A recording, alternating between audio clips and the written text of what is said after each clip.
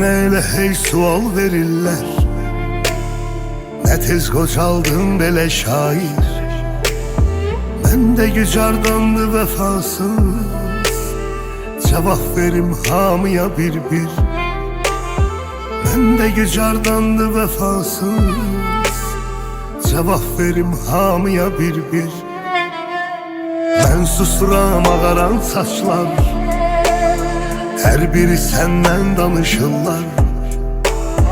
Yenə səni məndən soruşurlar, yenə mənə məndən danışırlar.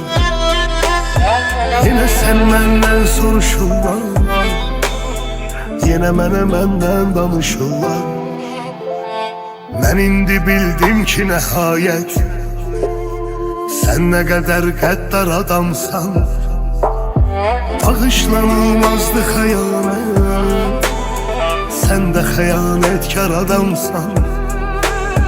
Bağışlanılmazdı xəyanət, sən də xəyanətkar adamsan. Sən eşqi var dövlətinə, qürur şan şöhrətinə, hisslərimin iflətinə dəyişən adamsan. Özünü atıb əldən ələ, saxtalaşıb ildən ilə, saxta yalan izlərinə yetişən adamsan. Sən eşqi var dövlətinə, qürur şan şöhrətinə, hisslərimin iflətinə dəyişən adamsan.